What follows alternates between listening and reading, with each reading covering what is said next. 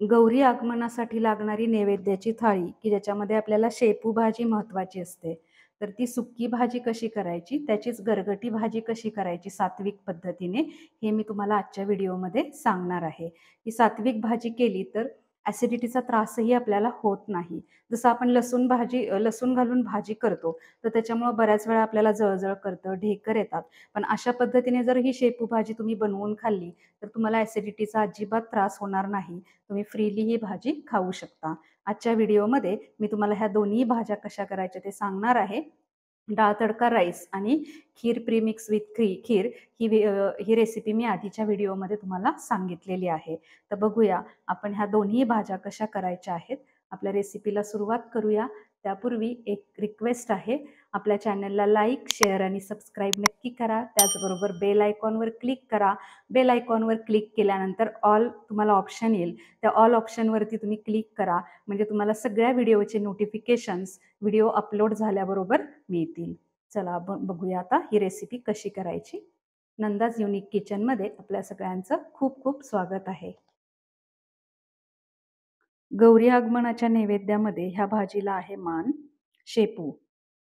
आता ही भाजी मी 2 प्रकारे करणार आहे, सुक्की आणि पातळ. तर त्यासाठी मी इथं चुक्याची काही पानं घेतलेली आहेत, पालकची काही पानं घेतलेली आहेत. ह्या भाज्या मी निवडून स्वच्छ धुवून घेतलेल्या आहेत. आता आपण ह्या चिरूयात. बघा, या सगळ्या भाज्या मी चिरून घेतलेल्या आहेत.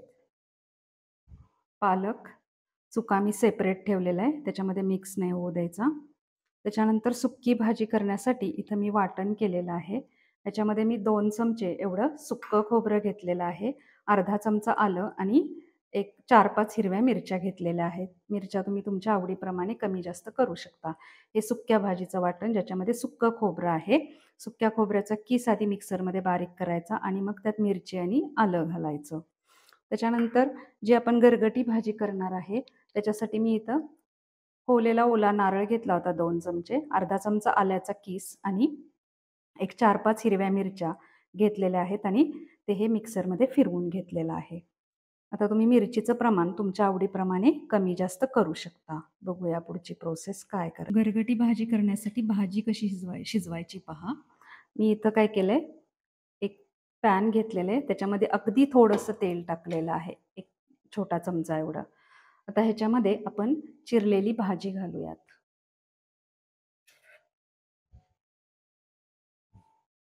हे बघा, ही मी चिरलेली भाजी घालते.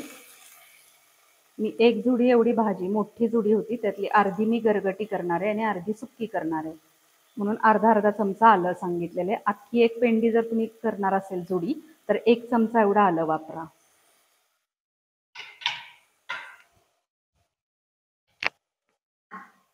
त्याच्यानंतर ह्याच्यात आपण चिरलेला पालकही घालूयात.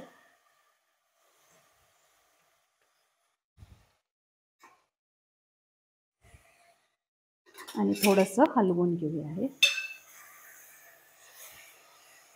त्याच्यामध्ये पाणी अजिबात वापरायचं नाही. भाज्या आपण धुवून घेतलेल्या होत्या, नंतर चिरलेल्या आहेत, त्याला ओलसरपणा आहे आणि भाज्यांमध्ये मुळातच पाणी असतं. आता ह्याच्यामध्ये आपण थोडंसं मीठ टाकूयात आणि थोडी अगदी साखर टाकूया. भाजीचा रंग बदलू नये म्हणून अगदी थोडी साखर टाकलेली आहे मी इथं. आता हे एकदा हलवून घेऊया आणि असंच झाकून ठेवायचं आपल्याला. हे मी हे हलवून घेते. ह्याला आपोआप पाणी सुटतं. आपण मीठ टाकलेलं आहे आणि भाज्यांमध्ये ऑलरेडी पाण्याचं प्रमाण असतं, त्यामुळे पाणी टाकून भाजी शिजवायची नाही. तर ह्याला मी झाकून ठेवते. एक 5 मिनिटामध्येच आपली ही भाजी शिजून तयार होते. ही भाजी शिजते तोपर्यंत आपण सुक्की भाजी करूया. मी त्यासाठी इथं गॅसवर एक पॅन गरम करायला ठेवलेलं आहे. त्याच्यामध्ये आपण टाकूया तेल.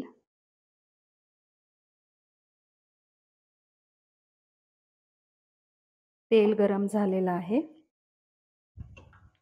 त्याच्यात जाईल आपलं हे जिरं, थोडासा हिंग आणि आपण केलेलं हे सुक्या खोबऱ्याचं, मिरचीचं आणि आल्याचं वाटण.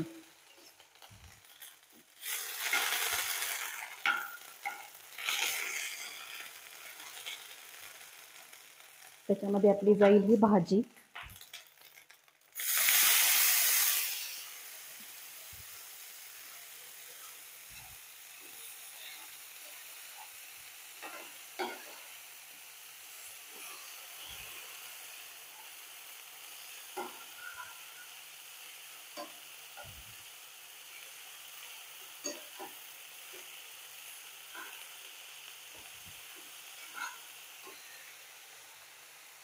त्याच्यातच आपण थोडीशी भिजवलेली मुगाची डाळ टाकणार आहे. 2 चमचे एवढी मी मुगाची डाळ भिजवली होती, ती आपण टाकूयात आणि थोडं मीठ टाकूया.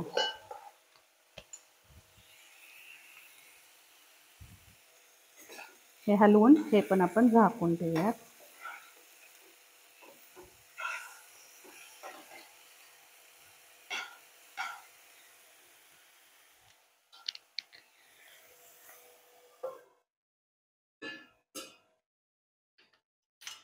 पाच मिनिटामध्येच बघा आपली भाजी कशी झालेली आहे शिजून.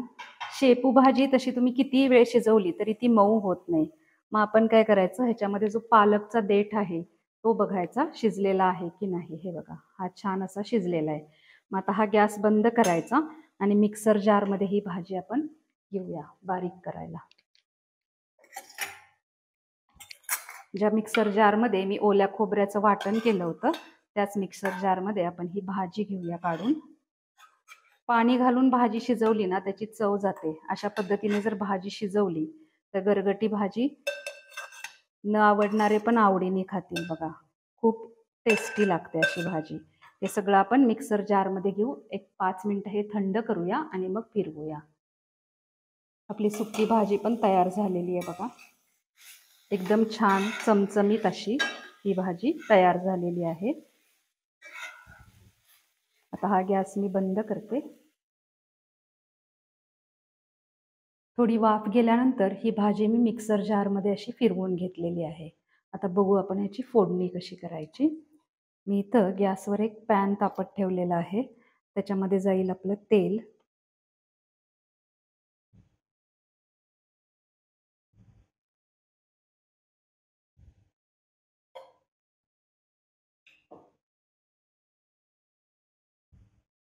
तेल गरम झालंय, त्याच्यामध्ये टाकूया आपण जिरं.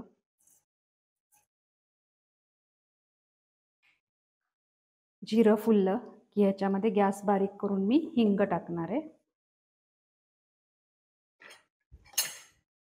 हिंग टाकून झाला की ते आपण केलेलं वाटण आहे ते टाकूया.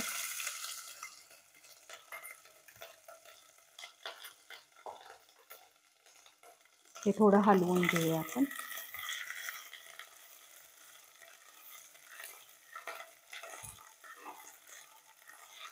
हे हलवून झालं की ह्याच्यामध्ये मी थोडं डाळीचं पीठ टाकणार आहे, 2 चमचे एवढं. म्हणजे भाजीला छान एकसंधपणा येतो. अशी शेपू भाजी जी आहे ना ती एकसारखी शिजत नाही. किती वेळ शिजवलं ना तरी ती कडक असते आणि त्यामुळे भाजीला एकसंधपणा येत नाही. म्हणून मी थोडा पालक या ठिकाणी ॲड केलेला आहे शिजवताना, भाजीची कन्सिस्टन्सी चांगली व्हावी म्हणून. आता हे छान भाजून घ्यायचं जरा. 1 मिनिटभर परतायचं म्हणजे पीठ आणि आपण टाकलेली जी मिरची आहे ती चांगली भाजली जाते. बघा आपलं हे छान भाजलं गेलेलं आहे. आता पीठ आणि आपण टाकलेलं जे वाटण आहे ते. आता ह्याच्यामध्ये ह्या स्टेजला आपण चुका टाकणार आहे. चुका भाजी शिजवतानाच टाकला तर सगळी भाजी पिवळी पडते. चुका पटकन शिजतो म्हणून आता आपण टाकून हा परतून घेऊयात. पटकन विरघळतो बघा तो.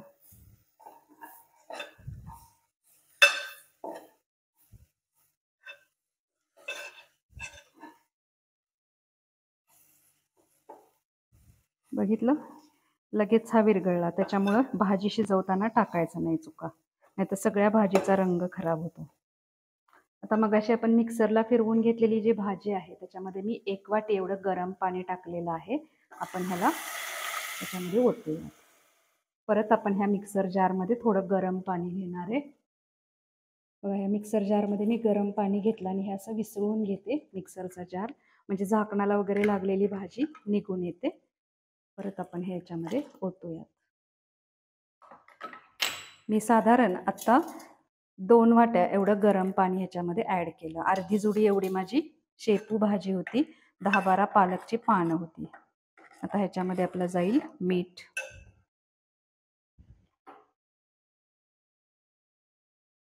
मीठ चवीप्रमाणे टाका, कारण पालक भाजी खारट असते. आणि हे उकळू देऊया आपण. बघा आपली भाजी ही छान उकळत आहे. रंगही छान हिरवागार झालेला आहे. तुमच्याकडे जरी चुका नसेल तर त्या स्टेजला तुम्ही 2 चमचे एवढं दही टाकू शकता. ताजं दही असावं, आंबट दही नको जास्त. भाजीची कन्सिस्टन्सी पण बघा छान झालेली आहे. आणि सगळ्यात महत्त्वाचं म्हणजे आपण आलं घालून ह्या भाज्या करतो ना, तर ह्या भाजीमुळे ॲसिडिटी अजिबात होत नाही. आपण एरवी लसूण वापरतो. लसूण वापरून जर भाजी केली तर हमखास ॲसिडिटी होते आणि ह्याची टेस्टही खूप छान लागते. अजून एक 2-3 मिनटं आपण उकळू देऊया बारीक गॅसवर. आत्तापर्यंत मोठ्या गॅसवर होती. गौरी आगमनाच्या नैवेद्याचं ताट आपलं तयार झालेलं आहे. आपण काय काय घेतलंय बघा ह्याच्यामध्ये. आपण बनवलेली सुक्की भाजी घेतलेली आहे. गरगटी भाजी, ह्याची कन्सिस्टन्सी तुम्ही बघू शकता. एकदम छान झालेली आहे बघा. एकदम छान अशी याची कन्सिस्टन्सी झालेली आहे.